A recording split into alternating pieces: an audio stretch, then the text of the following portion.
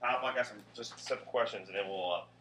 Today is August 24th, 2013. Yes. I'm interviewing James Kaelin. Yes. What's your date of birth, Dad? 8/6/32. August 6th, 1932. Yes. Including an interview is myself, Captain David Kaelin, and my sister Lisa Petrie. We're just a family project. Dad, you were in the Army. Yes. During the Vietnam conflict, correct? No, Korean company. Korean, I'm sorry. I apologize. And what was your rank when you got out? When I got out of the active Army, it was staff sergeant. Okay. And I got made World War in the reserves. I got E7. When we're going to start before the military and then into the military and then getting home. We're going to do the 3 different segments.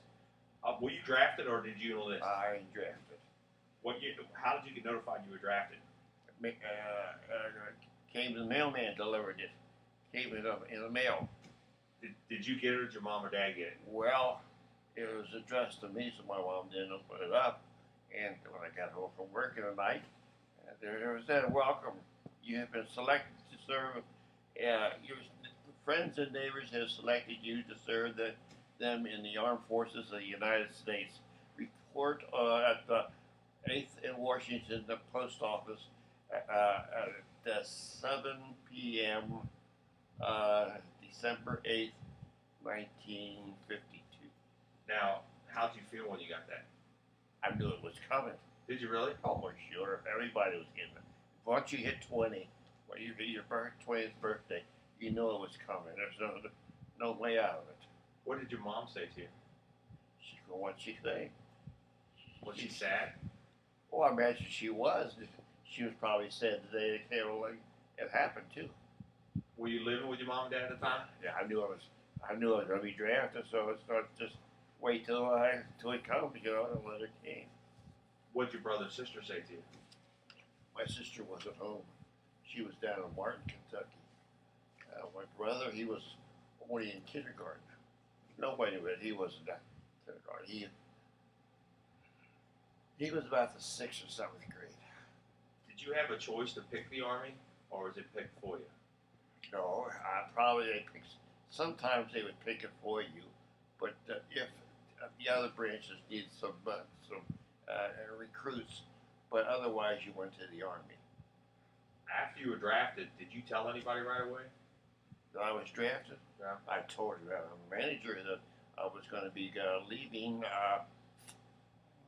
maybe the Friday before, because I was going to the Army. I got my letter. We were called draft on. What was it? No, what was it? What did they call us? Draft bait or something? Draftees?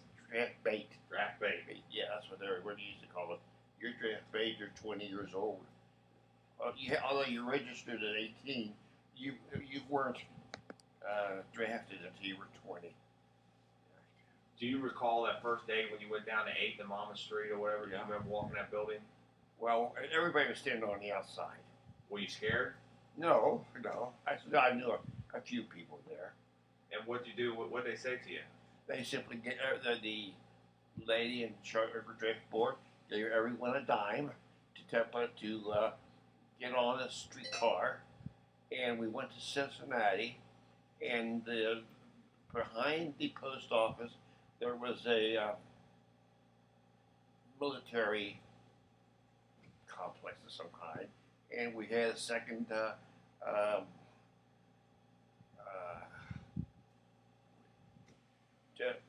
medical, so that you were still A1, that there was nothing wrong with you. I don't know anyone they turned away. But then they said then that you were inducted to the Army, and it said, you're in the Army now. We want you here. We want you at the Union Terminal 8 p.m. tonight.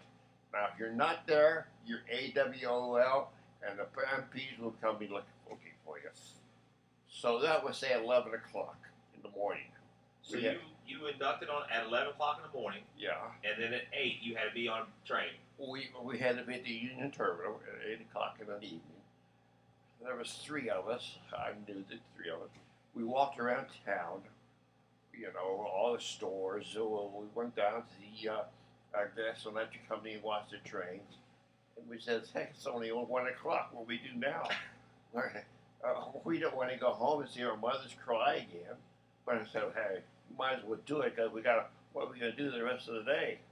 So I went home, and my mother says, what are you doing home? And I said, there's nothing to do until 8 o'clock tonight. So wake me. I laid on the couch, and I said, if I fall asleep, be sure and wake me up. I'll tell you, I'll eat supper at 6 o'clock. And I called a cab, and the cab took me to the Union Terminal. When I got to the Union Terminal in the condo, it was so loaded with you couldn't move. There were so many guys there. There was a lot of people. Yeah, actually, it was not only northern Kentucky, but I imagine it was Ohio and Indiana. We were put on a Pullman train. It was the only time I ever rode a train, and I got to sleep on a train at night. I had enough berth. You rock and rock and rock until you fell asleep. And we got in Washington, D.C., say 7 o'clock in the morning, because we fed us on a train, our breakfast on a train, and then buses were there to take us to Fort Meade, and we were at the Fort Meade 4 or 5 days. Fort Meade was where you processed into the basic training? Yeah, where we just processed, what size shoes, what size socks, what size trousers you wear, what size shirts you wear, what's the neck size, move it, come on, soldier, move it. And these guys said they want to get out of there because this was December 9th, 10th, 11th, and when they got finished processing us, they were going home for Christmas. Aren't you sorry you can't go home for Christmas? They told you that? Oh, yeah. Aren't you sorry you're not going home for Christmas?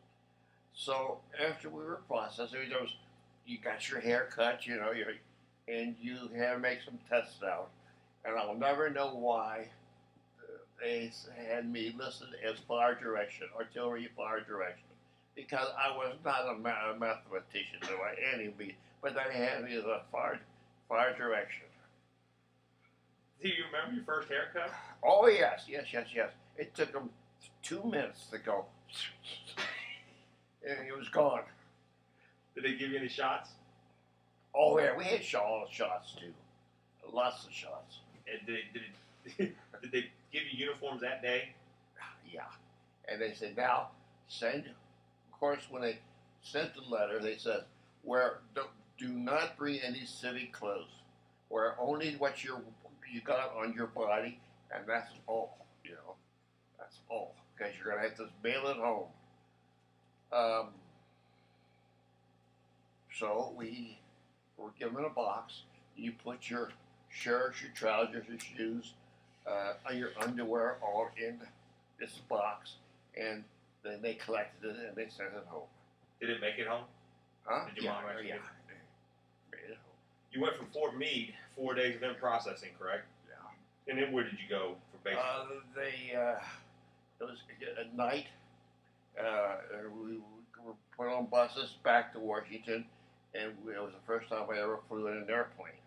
It had props, and you could see the fire coming out of the back, and it scared me to death. And when it landed, we landed at Evansville, Indiana, to refuel. And as you came down, the air pressure, it just killed you. The air pressure. And we went back and we got at Chaffee about midnight. And they had some guy there who was taking us to some berries. They gave you a pillow, no sheets or anything, no pillowcase, just a pillow and a blanket. And everyone said, "Aren't you cold?" He didn't have any jacket on. He said, "No, we're tough down here." And now we're all freezing, you know. It still was Arkansas, but still it was cold, you know. At what, December 11th and 12th, you know. But anyway, we slept in these barracks at night, and then they sent us to what was we thought was going to be our company. And they said, "Well, then we're going to do nothing till after Christmas." So everyone said, "Well, then why did they draft us?" So, you know, we're just going to sit there. So we sat in this company barracks for, I know, on Christmas Day, we went to Mass on the theater, and then we went to a movie in the afternoon. They had a Christmas dinner for us, plenty of food and Christmas type of food. But we just sat there. You didn't know too many. You didn't know people. You just stared and looked at them. Where you from? And where you know. But anyway, there's about 4 or 5 of us that came from northern Kentucky, and we went to the movie, you know, in the afternoon. And we came back, and you did the same thing. You stared at each other because there was nothing to do. And then, or you had a field trip. You had a field strip, you know, you know, hands apart, and you picked everything up, you know, cigarette butts and so forth, every morning.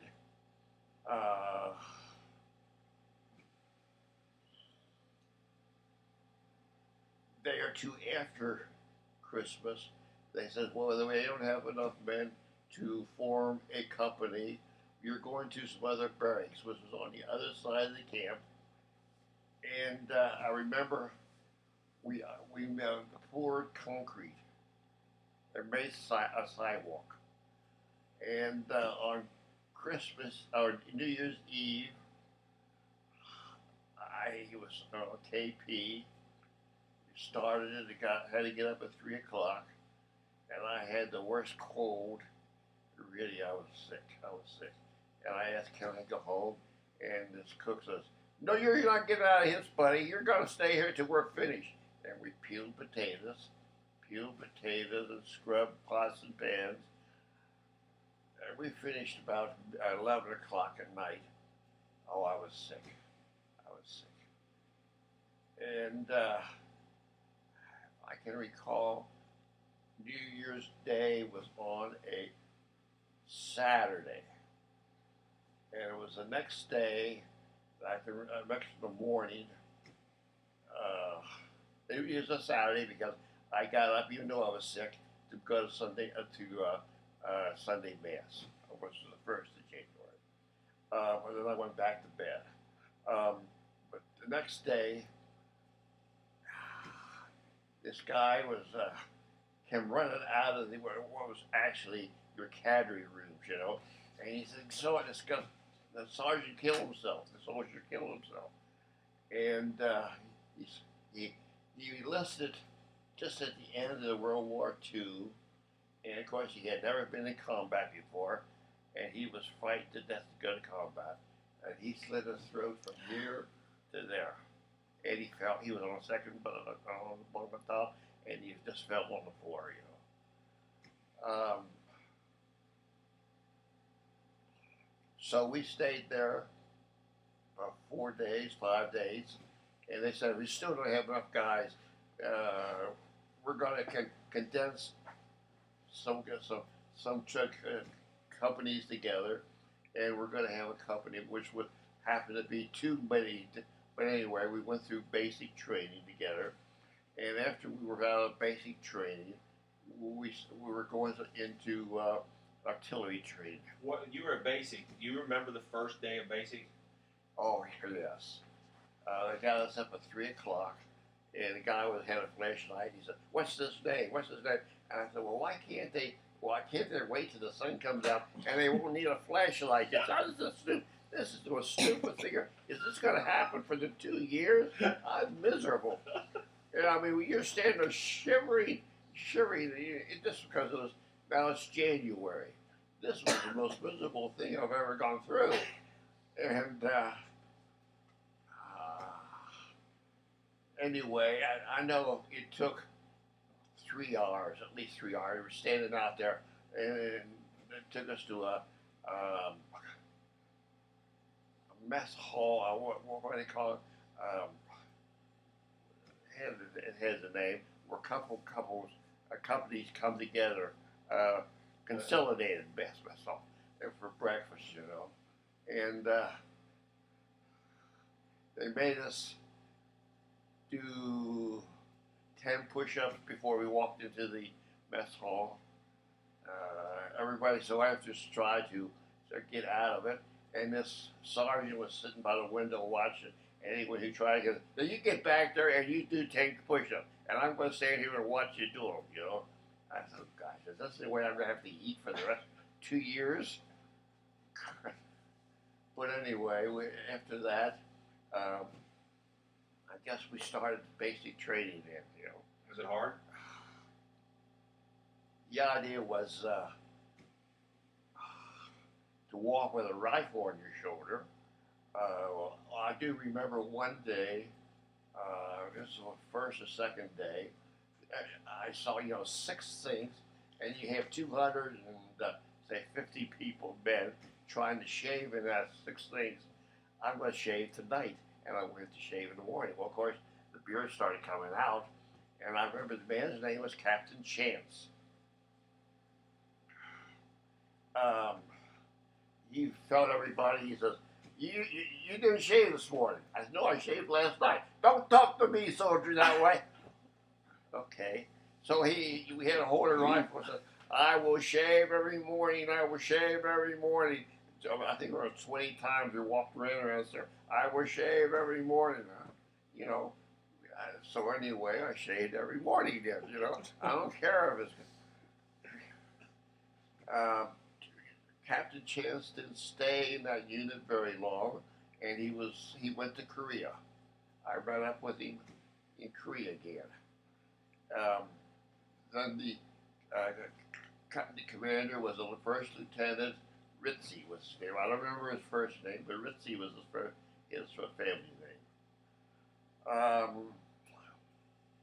The field first was Sergeant Griffin. He was a black man. He must have stood 6'9". I mean, he was the tallest black man I ever seen. But he could count canes. I mean, it was easy to count canes with him, and walk, and step. Trouble is with him, he got into a black and white fight one Saturday night down in Fort Smith, and he lost his promotion. I don't know where they put him, if he had some jail time or brick time, but he wasn't in. And the next guy was a corporal. He made sergeant, and he couldn't count canes. And I was laughing at, everybody was laughing. And he looked at me and said, "What are you laughing at, soldier?" And I said, "You." He says, "Give me 10." So I gave him 10, But he couldn't count canes up. He couldn't count, and nobody could keep it step with him. 1, 2, 3, 4. 1, 2, 3, 4. I mean, he couldn't count canes. I mean, Griffin was really. I mean, it was like he was singing, and he was great. He was great. And I remember we wanted to do what the people on the next unit was doing. And this guy, of course, he was black also. He counted canes.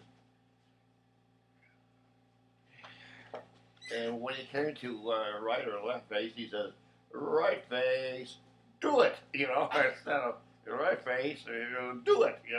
And why can't we do that? He said, Sergeant Griffin said, "We're going to do it my way. Don't look what other people are doing." And I remember there was a couple of guys. We'd go out at night. And they would march on the parade field, and you could hear them. And I thought, how stupid is that? You can do it all day long. Why do you have to go out on the parade field at night and count cane? Of course, most of them were black guys, and that sing song, and that was something they liked. Uh, so anyway, we went through basic training. See, was there anything I missed in between that? I Did remember. you meet any friends in basic that you stayed friends with? Yeah, I remember this one man. In the third week, we were taking the M1 apart, and they said we'll go out and smoke. You got 10 minutes to smoke, and his name was Wayne Lawrence, and he said the guy who was standing next to me, he says, I don't have any money. He says, night before I left the army, me and my girlfriend got married. We got married in the priest's parlor, and I had gave him $5. That was the last $5 I had, so I don't have any money. So, in that unit, I was on a KP one Saturday night, and I remember there was just one light way in the back, and there was Wayne that was shining his shoes. I says, Wayne, where's everybody at? Oh, they went to town. And I said, well, why didn't you go to town? He said, I have no money. And I thought, oh, yeah, he got married. And so I talked to him, and actually, I proselytized. I said, would you like to go to Mass with me in the morning? He says, oh, yes, that'd be great. He woke me up at 8 o'clock. You know, Mass was at 9, but he woke me up at 8 o'clock. He says, I'm ready. And I said, well, I'm not. So anyway, we got there, and I said to Wade, wouldn't it be exciting if you went home and you told your wife that you were a baptized Catholic now? And I introduced him to the chaplain, and Wayne, every Tuesday night, would go down, the rest of his time at Fort Camp Chaffee, he would take him lessons, or I might call them CCD lessons, but anyway, he was baptized the weekend before we left, and I was his sponsor. And that's the last I saw of Wayne. No, I didn't. I'm sorry, because he was in the C Company and I was in Able Company in Korea. I remember after the 8 weeks of basic training, we went into fire direction, into artillery transport, and I could hear the cavalry complaining and the officers that we have too many men and not everyone gets to fire as many rounds as they should fire.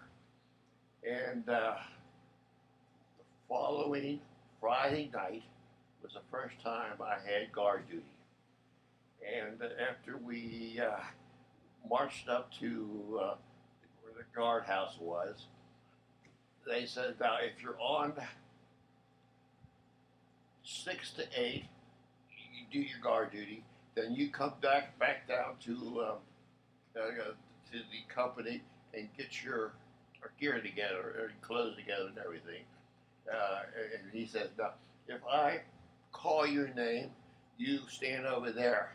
And after he finished, he said, you guys are going to radio school. You guys are going to the motor pool. You guys are going to, let's see, what else was it? Medical school. And you guys are going to cook and baker school, which I was me. Now, I had two fellas. One was above me and one was below me. They just did not have the same faith as I had. Well, of course, they would go to Fort Smith. Fort Smith is the second largest city in Arkansas. Fort Smith was like going to Newport, Kentucky. Nothing there, really. I went one time to see what Fort Smith was. I had a hamburger. I looked at I saw a movie. I got back on the bus and came home. There was more to do in the Camp Chaffee than there was down at Fort Smith. But anyway, what was I going to tell about these two guys? You could tell, you could set your level. If your watch was stopped, you could set it for 11 o'clock. I'll guarantee you, 11 o'clock, they would come, the MPs would drag them in. Right. Every week. Then they were on a week, what do they call it? Pass. They had to be in the stay at the barracks for a week. And they would always say, go over the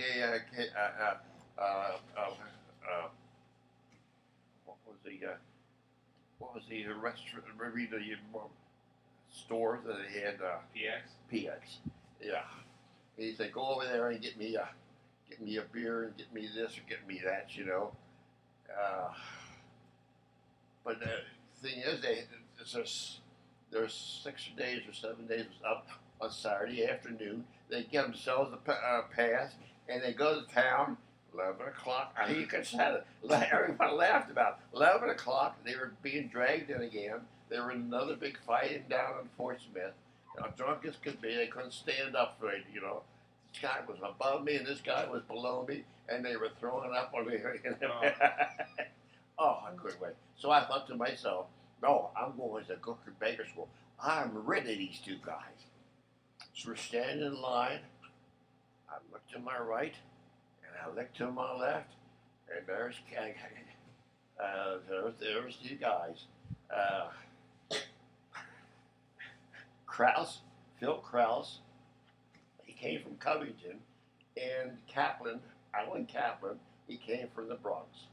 They're oh no, not another 9 weeks of those two guys. So they were in Cook and Baker School with me, you know. In fact, we went over to, so when that was over with, we had a 2-week delay in going overseas. And it's one picture you see me on the wall. That was in Kansas City, where we stayed overnight. And we put our bags in a locker in the railroad station, and we only took home what we needed for the 2 weeks.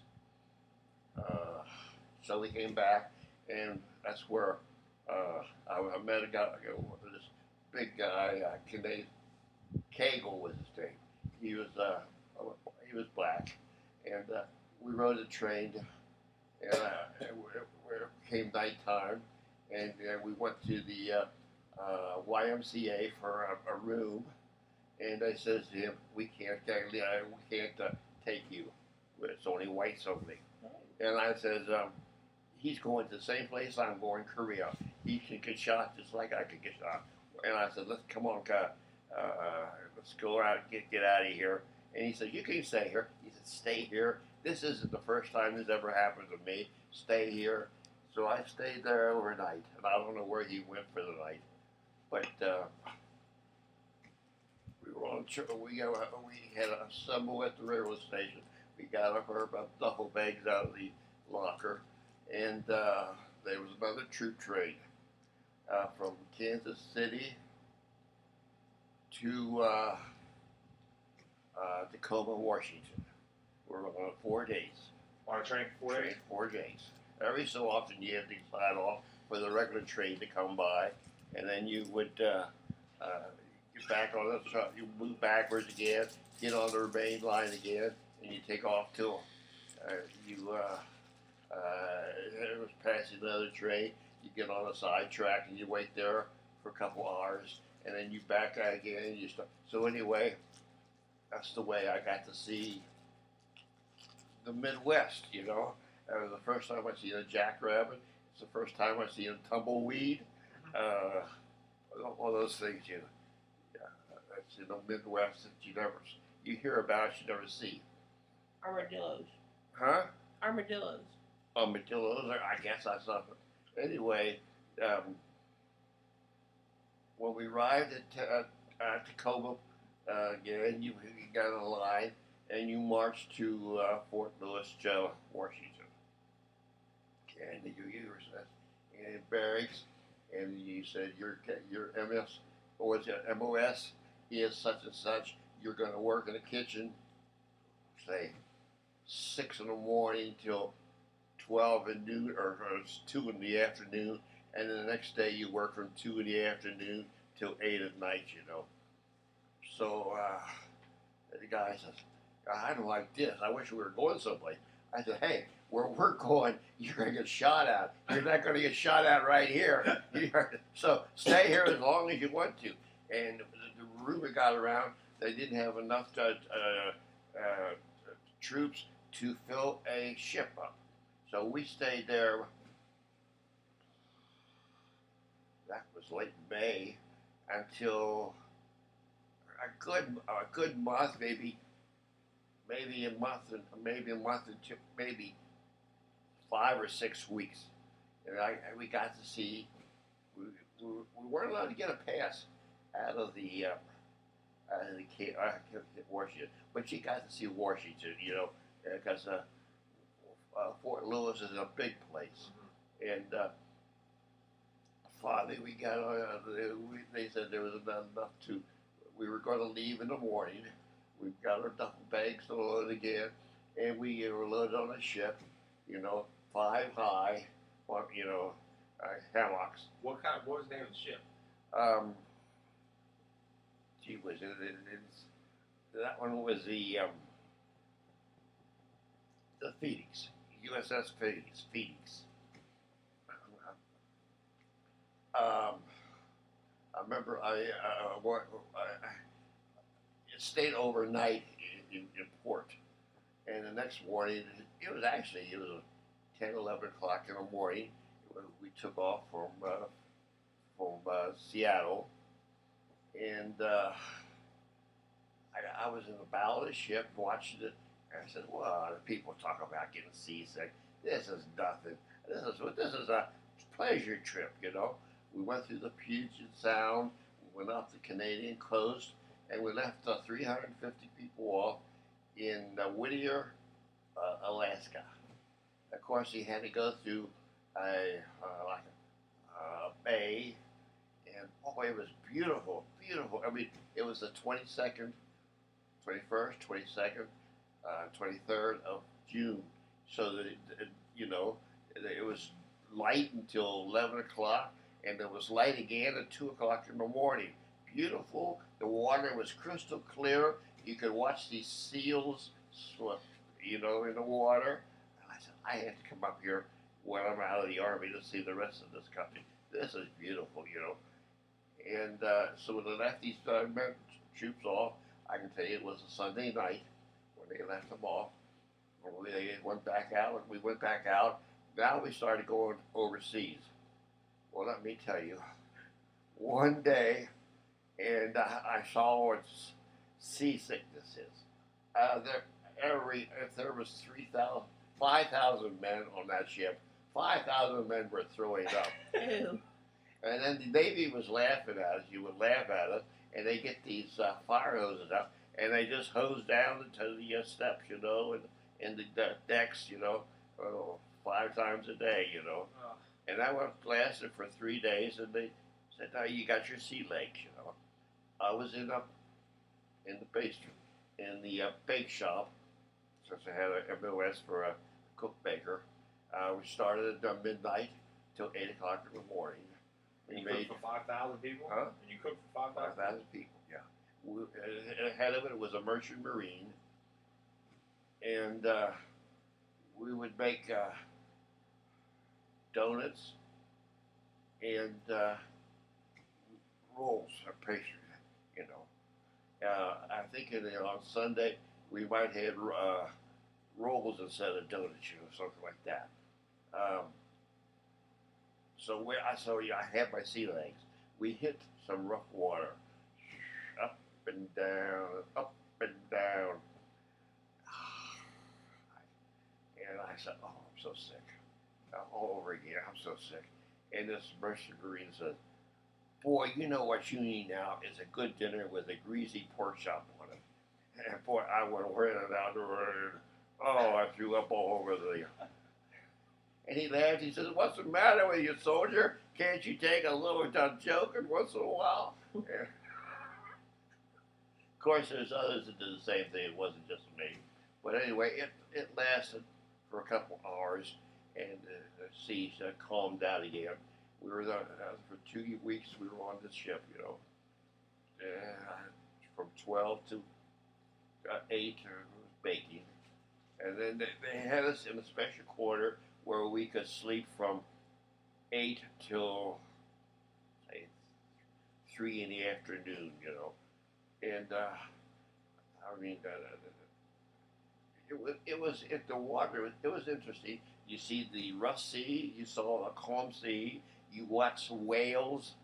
You know, it's pretty interesting what was in the Pacific Ocean, because everyone was watching when they saw a whale because they was free to watch through water up in the air. You know, so finally we reached Sasebo, Japan, and around Sasebo they had a submarine net, and I remember it took them about 3 hours to open that net up to get the ship through, and we got off the ship at Sasebo, and we were there about 5 days In Japan? in Japan. Was it still remnants of the war there? No, no, you didn't see anything. Actually, it was just.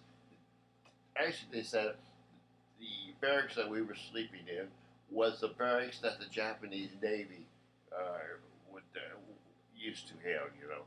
So anyway, they had these massive showers. There must have been 10 across, maybe 10 or 12 down. You know, it was just plain showers. And your time to take a shower was say 4 o'clock in the afternoon. You know, well they had civilian workers there. They walked through, you know, like nothing happened. You know, in Japan. You know, and everybody was. Some was ashamed. Some of them was saying, hey, you know, some on something ugly about them, you know. But they just walked right on by like there was nothing wrong with it, you know. There's nothing they hadn't seen before. So anyway, they took all we emptied out our duffel bags, and they gave us two pair of underwear, the uniforms that were what do they call them? The dress uniforms? No, not we didn't have any dress OD uniforms. greens? Yes, greens, and that's all we had in that bag. It was a half. It wasn't even half. And then we had to have our weapons, and it broke down into 3 parts in that duffel bag. We left there with another ship. It took us 3 days to get to Incheon, Korea. Were you scared from the time you left Japan to Korea? Were you thinking about having to go to Yeah, because when you got to Incheon, you could hear weapon fire. And after I looked at the maps, I saw that the Chinese still held some ground very close to China, to Incheon, and then went way up, you know, after that. But you could hear weapon fire, you know, and as you were getting close to Korea? we were actually in Korea, but it was very, very foggy in the mornings, and the ship you could hear that bee and you really until the ships to this fog would raise, which would be say 10 o'clock. You didn't realize there was that many ships in the port, you know. So we finally what they call dock, but you didn't dock because the Incheon, the water is very shallow. The only ship could go only so far. They had these barges on the side of it. We had to come down the steps on the side of the ship into these barges, and they would land on the shore. And what I was thinking of was the Battle of the Barge in the Second World War. You know, the front opens up and everybody was walking out. Then after everybody was out, they said, well, if I call your name, you march up on that hill. And you're going to the 7th Infantry Division. And they got Phil Krause. That's one guy I won't see Oh my anymore. God, these guys' names are in here. So anyway, this guy are going to the 2nd Division, and these are going to the 1st Tail, and these are going to the 3rd Division. and then there was the 24th and 25th, and the 40th and 45th. The 40th and 45th was the Oklahoma and the California National Guards. So anyway, I still was stuck with Adelaide Kaplan so You went to third infantry. Third Infantry Division. Yeah. We traveled. It was nighttime before we got. Well, we were on another train. Of course, the train was a window train, the rickety rocket. It wasn't a smooth riding train like in America. And everybody had a map, and they said, "Here, we're down here in Pusa. Hey, we're not anywhere close to the World War." And I didn't know one word from another. And all of a sudden, as we got to late in the afternoon, I said, "Hey guys," I stood up and said, "Hey guys, I'm going to have to give you some sad news. We're at Seoul. Seoul is north of where we're at, where we got off at Incheon. We're heading north, you know. And after you pass Seoul, you just saw no civilians whatsoever. It was all military, you know." And so it was night when we arrived there. Train rode with no lights on, and everything was just plain dark. The deuce and a half, you had those little lights. That's all you had. So, and they gave us a barracks. It was raining costed dogs, and they on these deuce and a half, there was no tarpaulin over it. You stood in the rain, and I think we had our ponchos, but you stood in the rain, and yeah, they gave us a pillow with a blanket, and I said, "All we get is one blanket. That's all you get, soldier." And we weren't. If you're going to smoke inside the tent, because you'll light up the whole. Well, not the soldier, not the rocks, but the Chinese rather know that we're here. So we slept in our wet clothes that night. It was miserable. The next morning they got us and they took us from, I guess that was the division. They took us to regiment, 15th Regimental camps. There was a one Quonset there, and then there were some tents. And we were there 3 days, and the third day, this big guy came out, big soldier, big master sergeant. And he reminded me of Sergeant Storkel in Beetle Bailey, big fat guy. He did, and he says, "All right, you guys, you're going to zero in your weapons one more time. Tonight after dark, you're going to the front lines." And I'm going to tell you what, my legs felt like soft butter, and I had squeeze in my stomach, and I really didn't realize that everyone else had the same thing. It felt the same way.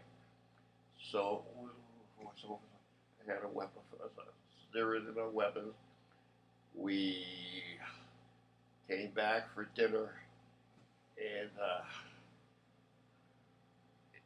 rain stopped. It was a monsoon season, but the rain stopped. If the rain stops, the weather goes up in the 90s right away. I thought to myself, how did I get through this? There was a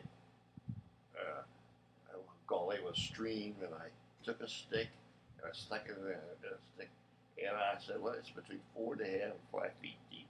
I'm going to go in there to see if the water starts to cool down my stomach." And I'm sitting in my army shorts, and I heard, Jim, are you back here?" They said, "You walk this way. Are you back here?" And it was Allie Kaplan. And I said, "What do you want, Al?"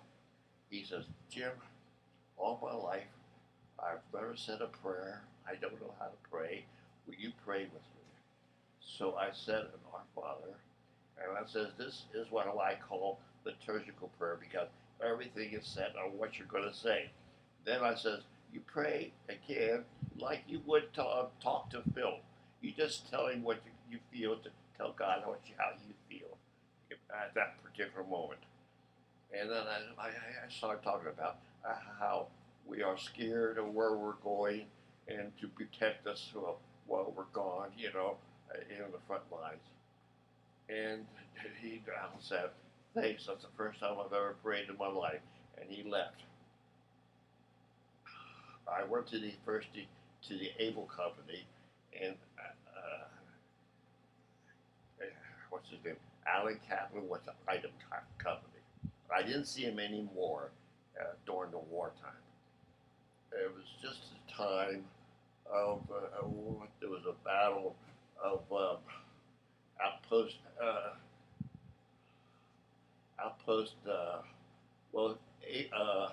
Tom, Dick, and Harry. Well, I think we were on Harry. Actually, there were 3 little hills, which was on the Chozon River, and you could look up the river, and you could see everything the Chinese were doing. You knew that they were going to come charging because you could see them. You could form in formation.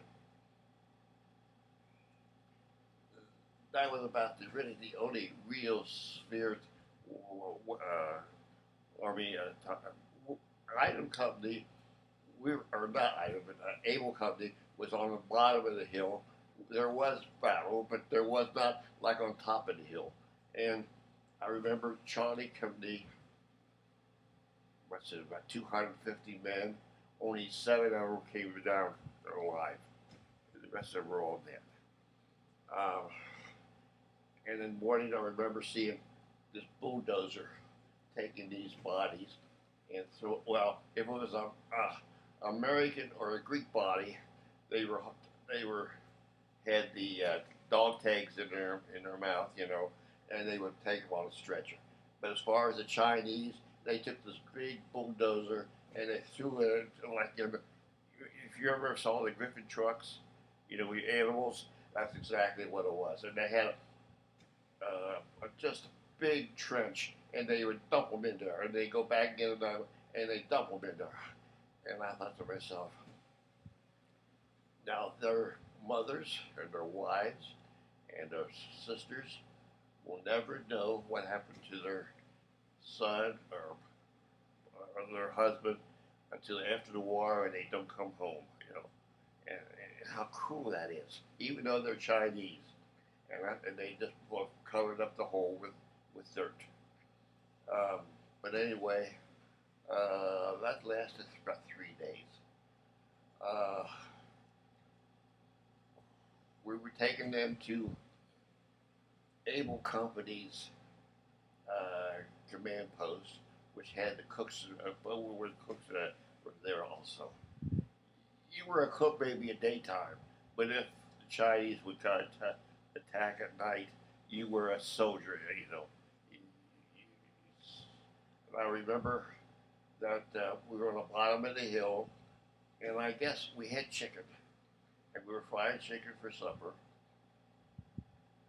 And I guess the wind was blowing north, and the Chinese could smell that chicken.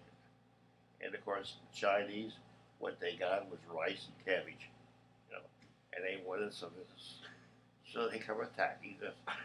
So they said, get in the deuce and a half. Well, how about the men? All right, here's a hand grenade.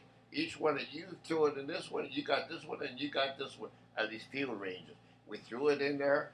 Chicken and were flying everywhere. Potatoes were flying everywhere, and it was just destroyed. After we came back to where we were settled, we had to distribute K rations or C rations.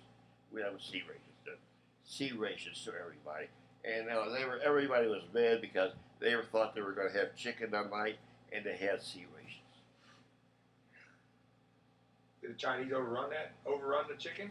Did they ever make it? There was everywhere. I mean, it was no chicken. It was hanging on the dead trees, and there was just no chicken to eat, So we were at this company in the headquarters company, it was the second night. We were in our we had bunks there, and I heard somebody push my bunk and said, "They're those, they're firing mortar shells, 40 millimeter mortar shells." So we had no foxholes or anything to dig, but we had a big trench where we threw the garbage, and we sat in that trench all night long. And I mean, we had artillery all around us, and they were aiming for the artillery, but so some of the weapons came close to us. But we sat in there, and I remember I was thinking, here's my friend's home having a great time tonight, and I'm sitting on a garbage dump. This isn't fair. This isn't fair. You know. Well, anyway, we found out that there was what they had KSC. In other words, when a rock soldier, Republic of Korea, soldier spent his 3 years in the military, he had to spend 7 years. I think it was 7 years as a KSC. In other words, they were more dangerous than the soldiers. They stretched the barbed wire. They dug the trenches before the soldiers got there.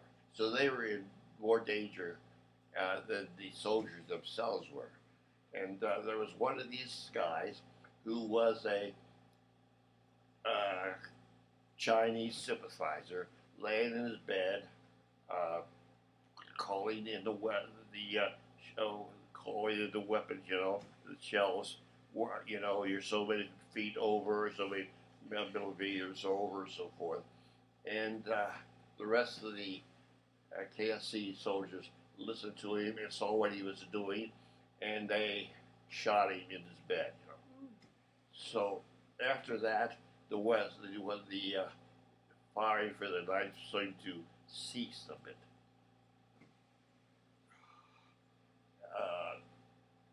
They would tell us that was really a battle between artillery rather than infantry. They told us to get some coffee here and bring it up to the front line. So we made coffee and had to bring it up to the front lines. I think, if I'm not mistaken, they had boxes with cookies, and you got a couple of cookies and a cup of coffee. That was about after 12, 1 o'clock, 2 o'clock, and served the coffee, and we went back to our company, headquarters company. That went on for about 3 nights, and then we heard that the armistice was going to be signed. I don't know how many days prior after that, and I remember that night, both sides of the Chinese and the American troops. It seemed like they were trying to instead of carrying the weapons away, they were just firing them to get rid of them, so they didn't have to carry them. A lot of them back into on ships, on wherever they say that kept their weapons. At 11 o'clock, it was silent, just plain silence, And that was the first time since I was in Korea that we heard plain silence, And the next day, you saw these guys coming walking, with their fuel packs on, coming out of their trenches, and you didn't realize there was that many people up on those front lines. I think it took 4 days for everybody to come out and move back to the mile and a half that we had to move back. Of course, the Chinese had to go a mile and a half north, But you never seen so many guys, It took them 3 days, 3 or 4 days, for them all to come out of their foxholes and their bunkers to another place wherever they assembled took us that long. Then after that, we also moved back, and we went to it was a long way. When I say a long way, it might have been 5 to 7 miles behind there where we set up camp. And of course, then at that point, we were able to set up tents, and we lived in tents there. And so when the armistice was signed, you were on a 52nd parallel, 54th parallel, 56th. No, 38. 38th. No, we were beyond the 38. But you had to go back to the 38th. Yeah, we had to go. I guess no, we didn't, because we were still in what was considered North Korea. We might have been about the 42nd, because we had gained some ground in this area. But anyway, it was rows and rows of tents, and of course the cooks were on the first tent. Cooks, and we had 7 men who were, they wouldn't go to the front lines at all, so they made permanent KP out of them, It said, I'd rather throw them all and scrub pots and pans than get shot at, But anyway, in course of time, they began building Quonsets. That you had Quonsets for the kitchen and the dining area. We had Quonset for the headquarters company, but everyone else slept in tents. Oh, there was also a Quonset for the chapel. I remember that very well. Yeah, sleeping area. Hmm? And that's where we stayed most of our time. In the book that I wrote, we tell a story about the company commander who really looked like a monkey, really. And there was a song at that time. Terry's got the recording. I think I might have one here too. It says, "You're bound to look like a monkey when you grow old. When you grow old." And the company commander come running out, and he says, "You got 5 minutes to whoever at recording on Radio Gypsy to cancel it." And nobody would move. And the other lieutenants, or mostly all second lieutenants, they said, "Guys, he's burning up. He's mad. But whoever did it, tell him to stop it. Don't do it." And nobody would own up to it, and nobody would squeal on it. So they spent the whole Saturday, which was more or less a free time for them, marching. It's the book, Terry. I'll have to look for the recording. So anyway, they marched for this whole Saturday, and I mean, luckily he didn't stay too long. He was just out of West Point, but he was really the most man. Ugliest white man I've ever seen in my life. I can't remember what his name was, but anyway, we went to another camp, another place, and all of a sudden we moved back. And I said, "Oh, that was, after a month or two, we moved back to where we were." Now that was a stupid move, as far as I can see. Why didn't we stay where we were? Well, we stayed there until it was time to go to leave. Now we heard that the first cab was leaving. There was only so many men permitted on both sides, Chinese and American. First cab was leaving Korea, and then we heard that the second cab was leaving Korea. We heard that the 24th was leaving Korea. I forgot the 40th and 45th, which was National Guards. They left Korea. Then they said the third was going to be leaving by the end of this month. So we were getting people from the 40th and 45th who had just arrived, and they didn't have any time in Korea. So they were coming to our company, and we were sending people to their company so that they could go home, So anyway, we heard the third was going to be leaving within the next couple of weeks. And I remember our guy in the headquarters company, he ran over and he says, "Hey, Griffin," and his name was Leonard Griffin. We were in basic training together. We went in we worked together in the third division Able Company, and he says, "You're going home. Pack your bags." And as he walked out, he says, "Jim, you're the first one in line for. It'll probably be within the next week." Oh, okay. In about an hour left, he says, "They said to add one more guy, so you're leaving tomorrow morning too. Oh wow. Get your bags ready." I said, "What sort of bags?" When we didn't have any clothes, we would have to go down to the shower, and they would issue you new clothes, that was mite infested, and you would hand your dirty clothes in. You get clean clothes. You take your shower for the week, and you go back to your cup. So what was there to pack? You had this much in your duffel bag, So the next morning, there was a big party that night. Oh, I mean, there was a lot of guys going home. Well, a lot of guys, I'm saying about 20, 25. And they had a big party in the kitchen and in the dining room that night, And I can remember the man's name was Harry Becker.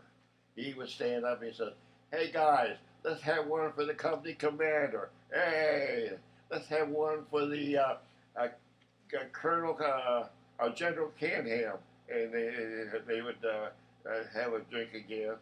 And let's have one for some other colonel or somebody, And that was going on and going on. And I said, "This is ridiculous," because I don't drink the beer anyway. So I'm going to bed.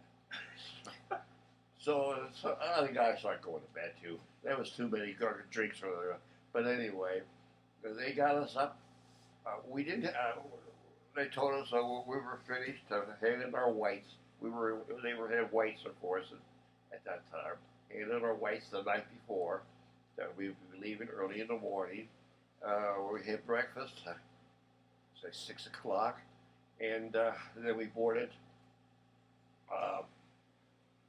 like a deuce and a half.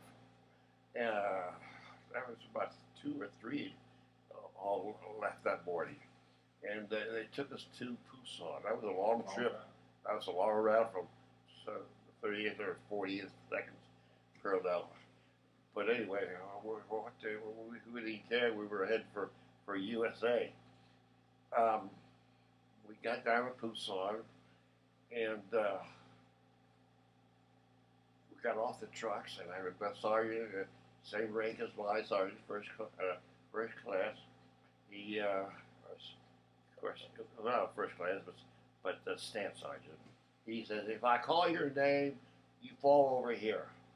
And the second name was Kaelin, James, fall over there. Oh, I'm not going. I'm going home. I'm going back again. I know that's what's going to happen to me. I'm going back. So anyway, I happened to notice everybody was going over there with a staff sergeant or first sergeant, first class, master sergeant. But he says, "Follow me." We got on the ship. He says, "There's very few officers going returning this time. So you guys, you're going to have 4 in a room, and you're getting the officers' quarters." So we were on the top deck, You had a porthole, you could look out, and he says, "You can break the line anytime for chow anytime you want to." And I said, "I'm not going to break the chow. I don't understand why, I'm still a soldier like they are. They went through the same thing on it. Just because they're a corporal or a POC don't mean anything." And I happened to meet Alan Griffin there. Alan,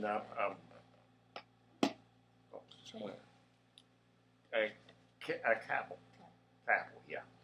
There he was. And he says, "How did you get all those stripes?" He had a POC stripe. And I said, "Well, what did you do while you were in the company?" "Oh, I didn't do anything." I said, "Well, that's your problem. You didn't do anything." Where you lived? Yeah, he lived. Yeah. So I saw him at shipment, and I talked to him a few times. He says, Phil Krause went home early. He got his wife was pregnant, apparently while he was home, and he got this a hardship discharged early, so he's been gone almost a year. We were there 14 months. So we crossed the Atlantic. Of course, this was October, and it was rough. And the ship was known as a merchant marine. Merchant marine.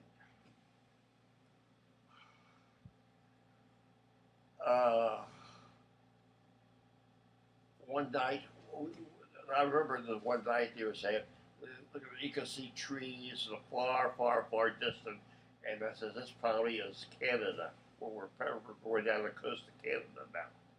And they said, everybody will be in bed at 7 p.m. Why do you want to go to bed at 7 p.m.? Everyone must be in bed at 7 p.m. So, okay, we went to bed at 7 p.m.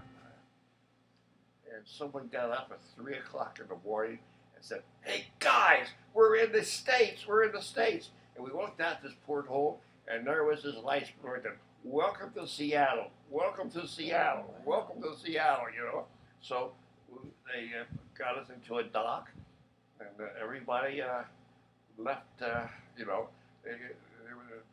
got off the ship. Was it a welcome home ceremony? Or you just got No, don't see. That was something Second World War, there was a welcome home. Vietnam, I think we had a welcome home. But Korea had nothing, You simply went home, you went back to your job, and that was the end of the job. There was no welcoming home for Korea. We had to go through a lot of paperwork again, and they tried to talk you into staying. I said, I don't want to be in the Army. Sometimes I think now, why didn't I stay in the Army? Trouble is, and I'll tell you why, because I would never have met my wife. So anyway, they said, well, if you don't want to be in the Army, why don't you be in the active reserves? And they said, Sergeant, you'll lose your stripes, and if they call you back, you'll be a private again. Well, are you sure of that? Yes, we're sure of that. Of course, I don't think it would have happened. But anyway, so I enlisted 3 years in the enlisted reserves, out of Fort Thomas, Kentucky. I said goodbye to Griffin because he was up from Akron, and he went to, I don't know where they landed. He landed somewhere in Ohio or Michigan, and I went to Fort Knox. We were there about 3 days. Going through the medical again, they're releasing you the same way as you entered the Army. And later on that day, they said, is there Sergeant Kaelin here? Yeah, here I am. And I'll tell you, this was October the 30th. And we were going to be discharged on the 31st. Yeah, that's me. Sergeant, get your duffel bag. You're coming with me. Now what? And they got over to the headquarters company, and they said, you got pneumonia, you're going to the hospital, put your bag in that back room, and you're going to be there when you get out. So they drove me to the hospital at Fort Knox. I was there 5 days. I got out on the 5th of, I guess it was 6th day, because I got out on the 5th of November. Of course, everybody was discharged except for me. They drove me back to headquarters company, and I went in there, and the same sergeant who called me out said, Sergeant, where have you been? You've been AWOL. I said, AWOL? I've been in a hospital. Are you sure? What, hospital? No, you got your AWOL. I said, Sergeant, right behind that door, you're going to find my duffel bag. Now come back with me and find it. Oh, I'm sorry.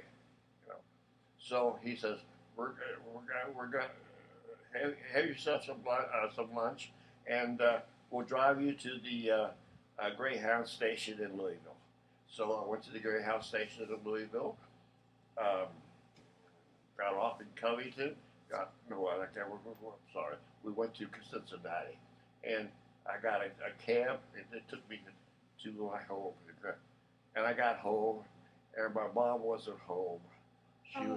She was at bingo up at the St. Stephen's, and my dad was home by himself, drinking his beer, you know, have a beer with me, and Did you have beer with him? huh? Did you have beer with him? Yeah. But Did anyway, they know you were coming home, or you just? they walked knew. in? I told them now that stop writing letters because I'm going to be on my way home. I don't know how long it's going to take, but I'm on my way home. Don't write anymore. Was he happy to see you? Yeah, yes, he was. Yeah, but anyway, uh, later on, my mom came home, and she said, "Janet, here's you're coming home too." And I went up to her. I said, "You mind if I leave?" And I went up. She did that after I stayed with my mom. She had her usual apple pie there for me. I ate the whole apple pie. And I guess that was actually it because I was home only a week, and I went down to Kroger's, and I says, "I'm discharged. When can I come back to work?" So if that was, say, the 6th of October or November, I came to work about the 10th or 11th of November, because they said, "We're sure glad to have you here. It's just Thanksgiving time, it's getting busy." So I went right back to work. You stayed at Kroger's for how many years after that? I stayed there.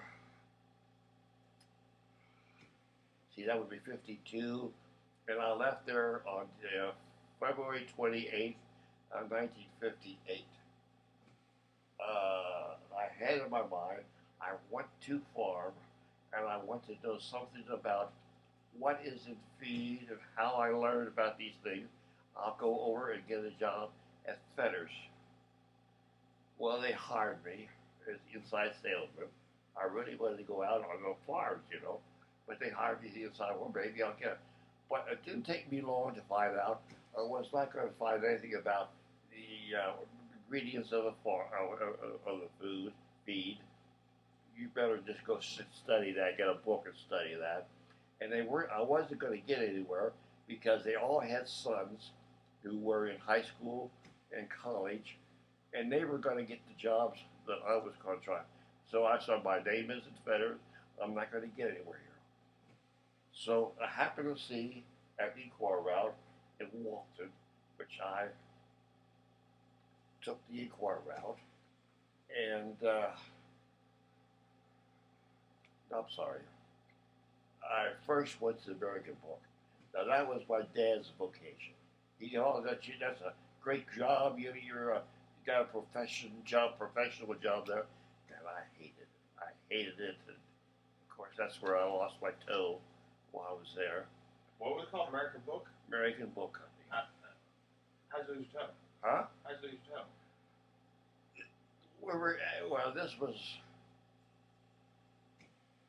what was it? It was before they got in full production for the new school year, and there was a time they didn't have much to print. They in these presses, it was a metal frame, and you put your plates on it. Now doing this, and you just simply take the plates off, and you put new plates on. When course of time, this ink would get in those holes, and it would get real sticky. So they said, well, now there isn't much going on. Let us go. Put it. They give it a bath. There was a room they put it in, and they put it's about a 500 pound frame. You stuck them in there for a night or two, and all the ink would come out of it. Well, they didn't tell me that there was no lip on this thing. Other ones had it, but it's the only one left. And we were pushing it, and it slipped off the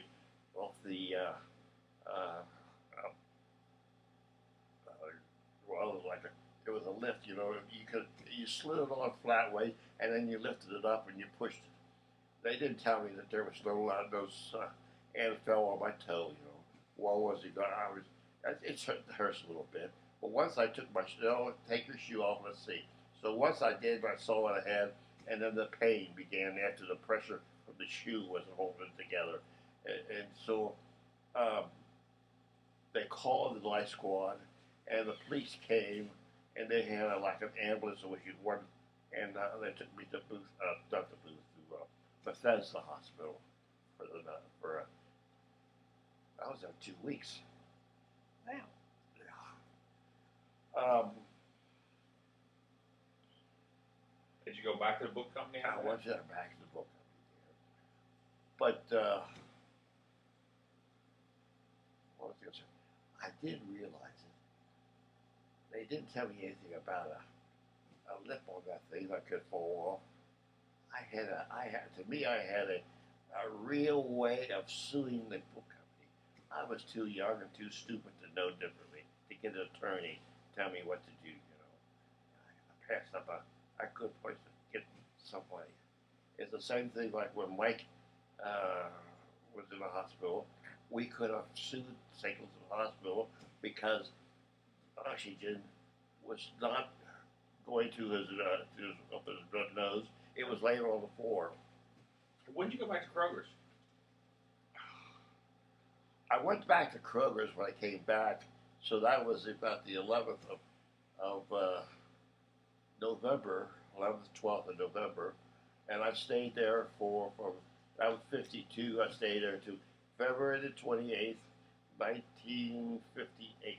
But then you left for a short time. Then I left when I went to the feed company, and I went over to. I mean, I didn't like that, and I did have a paper route in Mount Adams and Walnut Hills. I had exactly 1 year. People would steal each other's papers. It was rough. I mean, y'all complaints. You didn't leave my paper today. Oh, hey, ma'am, I know I left you a paper. You didn't leave a paper here. Yes, I did know I gave you a paper. So I put aside money and I'm getting rid of this route. So I sold that route. It was actually the 1 year from the time I bought it, April 1st, what was it, 1960, April 1st, 1961.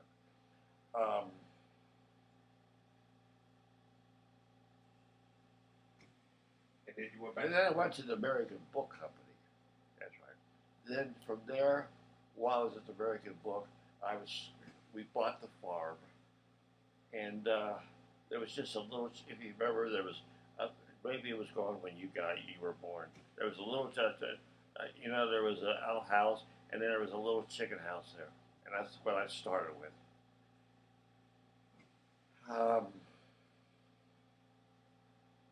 What money I made from that, I put in a special little box, and with that money, I had my dad and me were putting that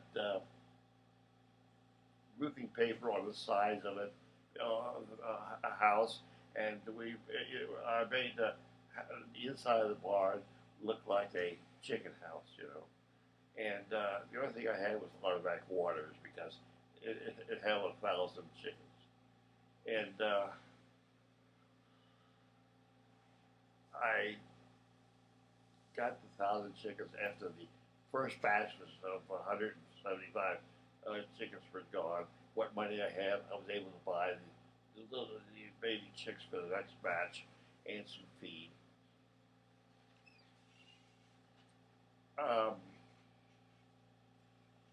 I needed more money, so they told me there was an Equire route open in Walton. And I said, I'm interested in that. At least that's not where you say steal papers, And so that's where I bought the Equire route in Walton. And I had that from 63 to 81, January 1st, 81. That's a long time. Mm-hmm. When that batch of chickens was finished, I had to clean out the barn, and we started over with another batch of 1,000 chickens. That was the only 2 batches I had there. I talked to production credit to let me have money for a real house, a chicken house, and that's when I built the aluminum house.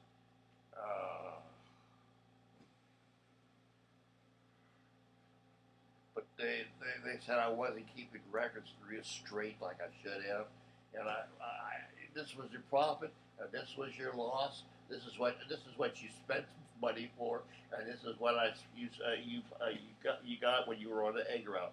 What was it? What else did you want to know? You know, they had all kind of figures. You know, they give you a big book. So they says we want to foreclose on you. We're going to foreclose on you. In 7 months, I borrowed $40,000. In 7 months, I owed them 24,000. And they said I wasn't paying them back enough fast enough. Wow. But I had a 3-year loan. So they wouldn't let me any more money to keep buying feed. So that was it. That's where the house went up for foreclosure. We had to sell the house. I had in mind, I wanted really, I had the cages. Feathers got that idea of me. And of course, all poultry magazines were all talking about cages. I thought this was great too. But after I got them, I know I wish I had floor things. And if I got finished with that flock of chickens, we were going to throw out those cages and we were going to put them on the floor. My idea was to increase the size of that house for another 50 feet. Then I was going to build a egg room where we would handle our eggs so it wasn't in the basement of the house. And then I was going to put up another house twice that size on the other side because I was still buying 20 or 30 cases of eggs a week from Bob Scott. And then, but what year did you go back to Kroger's? Because that's where you finished at Kroger's. Okay. At Kroger's, I was still selling. I went back for about. Well, I saw a buddy, John Hoffman.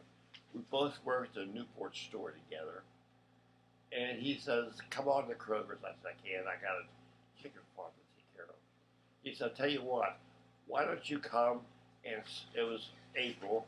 And I saw him at Bill's garden store on Pike Street, and he bought some strawberry plants for his backyard.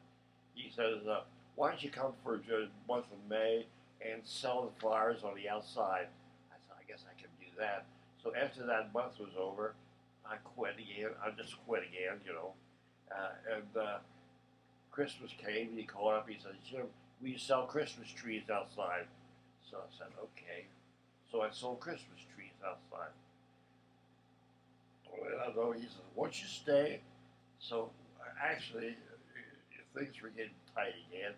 So I said, "Okay, I'll come back to work if I can work night crew." He said, "Yeah, you can work night crew." So I worked night crew, which made your mother very mad that she was home with the children alone.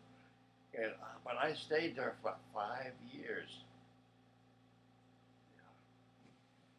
Yeah. And well, I was afraid that this was the end of my marriage. So, John, I just have to quit. I just have to quit. My wife I'm not going to have a wife if I stay here. So I quit. And of course, when we moved the wall, I went down to the Latonia store was just opening, and they were looking for employees. And I asked for an application. I filled out the application.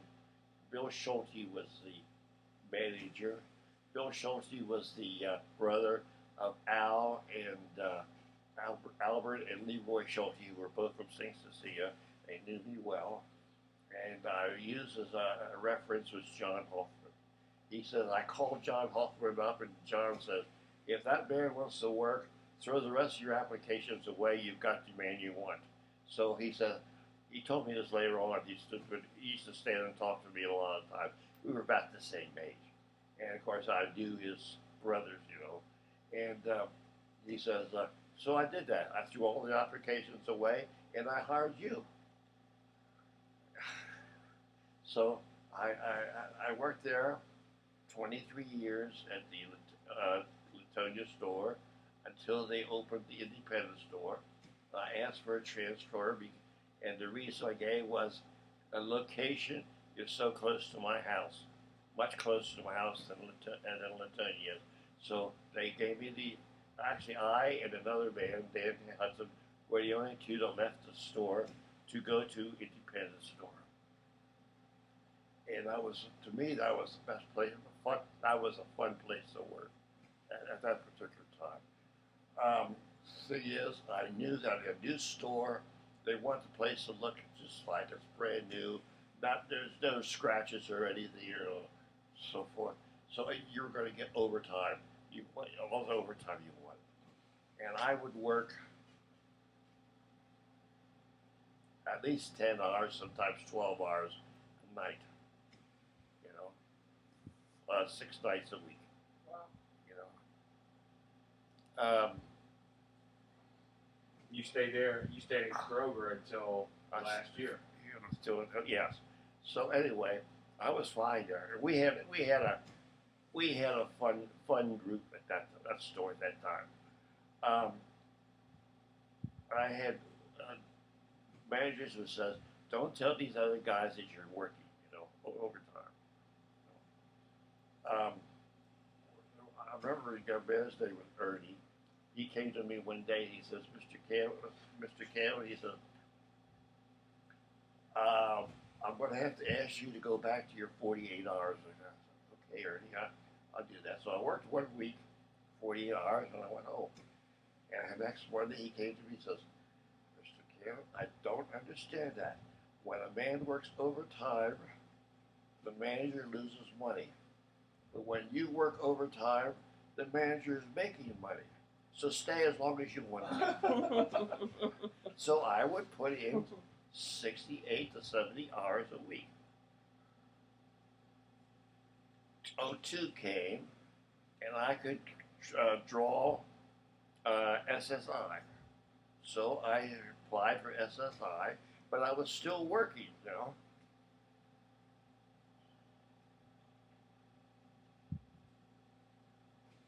At 04, I said to your mother, you better get yourself some Hawaiian clothes. She said, why? I said, we're going to Hawaii.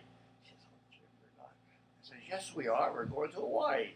So I said, here's 2 tickets. See, we're leaving on such and such a day. You're really serious? I said, yes, I'm serious. I mean, I had $20,000 in no time in my Kemba account. So we went to Hawaii for 2 weeks, and I came back, and she said to me, Terry wants me to ride down to see Lisa for the weekend. Will you mind being alone? I said, no, I'm working anyway. I said, but of course, I might do something silly, like buying a red van. And she says, oh, now what are you talking about? So I says, well, go ahead, see if I care. I can be here by myself. I'll buy me a red van and ride around on a red van. Of course, I had already bought the red van. So they delivered it on June the 30th, '01. I said, I have nobody. My wife's gone right now. And the man said, I'll tell you, we need one more car to make our quota for June. He says, I'll drive it down to your house. When do you want it? I says, 9 o'clock on Saturday morning. 9 o'clock on Saturday morning, he came with a red van. And he took my gold green van.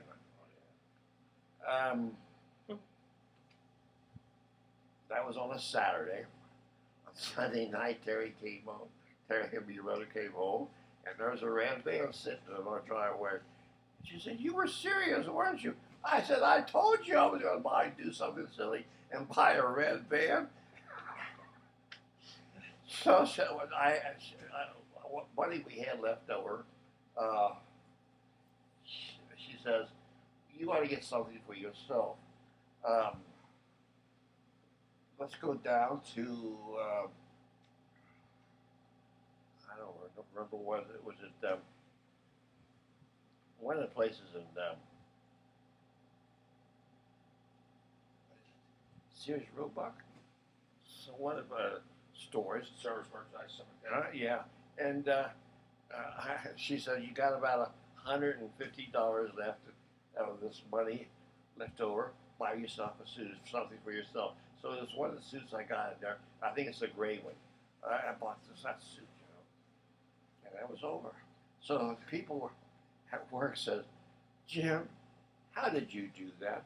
You got 11 children at home. You go to Hawaii. You buy yourself a new car. And how much is your monthly payment? I said, I'm done. I pay cash for it. She said, well, how did you do that? We can't do that. I said, well, first thing I'm going to tell you is don't go up there and buy those Cokes that cost $1.50 a piece, where you can go back in the break room and for a quarter you can get yourself another Coke. If you need 2 Cokes, buy yourself 2 Cokes, and that's 50 cents. That's funny. So, of course, I was still working. What years did you go to Hawaii? I think I was 04. Okay. So anyway, something happened about there was the bombing over England, or man had he bombed he was on a plane and he bombed the plane and everybody was killed, and there was some other airplane.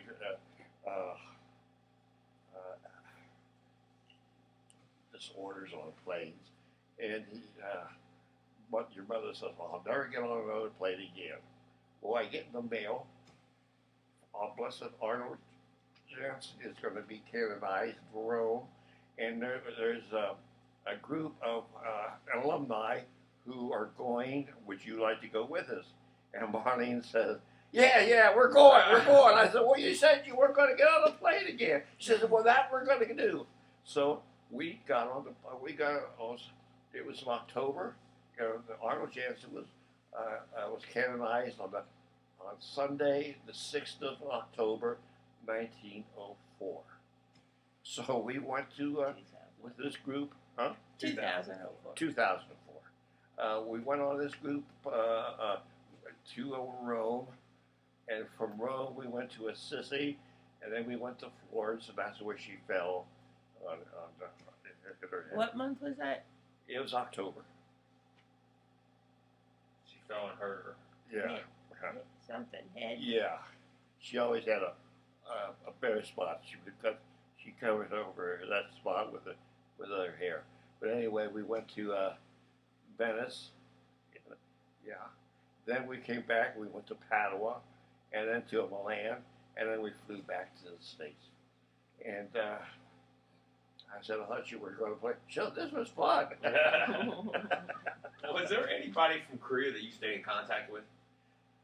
From Korea, no. One time, this Bud Griffin, he called up when I was on. They stopped the night shift, and they were working 4 to 12. And my manager at that time would call me up and says, the truck is here already. It's 11 o'clock in the morning. The truck is here already. Get Earl. Earl would drive me to work. And coming down and start the truck. So we get down there, say, 11:30, and we'd start our truck. Of course, we would get off at 7 o'clock at night, Marlene said, your mom said, a boy by the name of Bud Griffin called, and he's going to be, it's a motel, it's on a corner of what's the one that goes out to Berrydale? Yeah, 18 or so. Anyway, he's going to be there, and he'll wait for your call. So I called him when I got home, say 8 o'clock, and he says, we're staying here, we're on our way to Florida. I'd like to meet you again. So we had breakfast together. And he was he went to basic with you? He went through basic, he went in the same company with me. And he, of course, as I said, he flew, he had to go, he was from Ohio, so he had to fly to a camp in Ohio or Michigan, I don't know where it was. and I went to Knox. You know, that's where we split. Was he in good shape? Who? This Bud Griffin. Yeah, he was in good shape. In fact, he was married.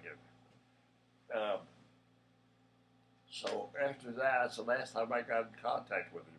I know he left. He lived in Barberton, Ohio. When I talked about Barberton, he says he lived in another town, a town up there. Is there a? You think he's still alive? Oh, he was much older than me. In fact, he said he used to say in basic training, if they would have waited another 2 months, I would have been 26, and they couldn't dress me anymore. So they. So he'd be about 87 or 88. Yeah. And he thought he lived in Ohio. Yeah. When you were in Korea, you were talking about the Chosan River. Did y'all take any POWs while you were over there? No, you see I it? didn't. Now, I do remember that we were doing some. This was after the war was over. We were doing some maneuvers, you know, and all the cooks were in one deuce and a half. I was the first one to jump out. As I was jumping, there was a Korean or Chinese hand grenade. And I had split my legs apart, and I said, a hand grenade, stay in the truck. And so they moved the truck up further, and then they got MPs, I guess, to remove that hand grenade, you know. Just one didn't go off, you know, but of course it probably would have, if you kicked it, it probably would have went off. But anyway, but I remember that very well. But we were on the Chosin River. Now, the Chosin River, you've been there long enough. It can be a bank creek, Right. you know, after the monsoon season. But when the monsoon season goes, it's bigger than the Mississippi River. Right. Yeah. So, What do you think of the military situation today? I mean, from being in the military till today, what do you think about it today?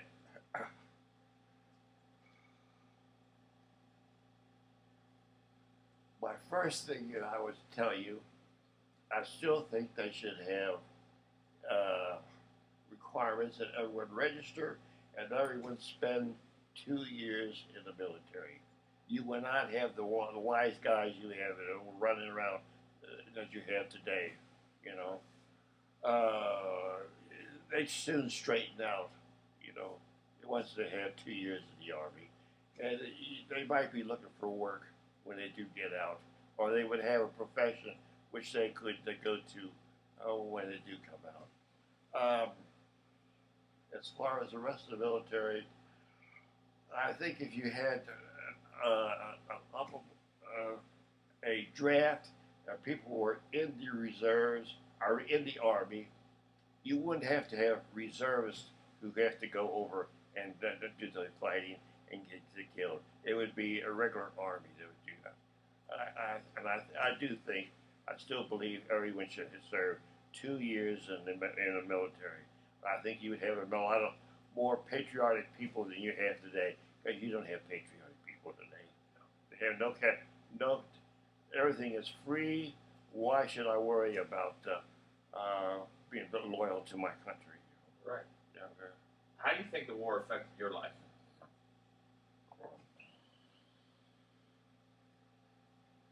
Did it change you?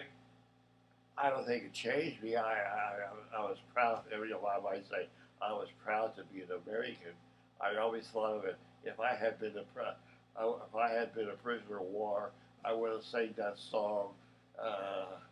I was born in America, and of course I know that you were supposed to be silent, and then of course everybody would say shut up, or you're going to be shot. You know, but I would let them know I am proud to be an American.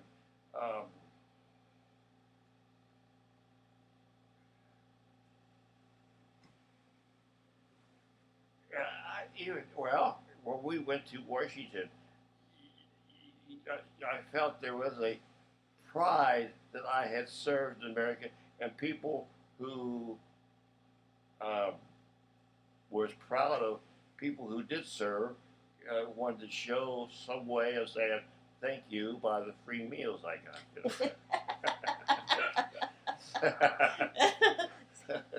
So that was their way of showing the thank you. I've never tried it around here to see if it would work. That's awesome. You are so crazy. The only thing I ever got, or time I had to pay, was in the airport on the way home. That's the That's time awesome. I paid. Some people in DC really took care of you during that Yeah, time. yeah. There's that hat you wear. Dan, I appreciate you spending some time Okay. with me. How much for this crawl? That was awesome. One. Dad. Spent 1 hour and 40 minutes. Wow. Sorry.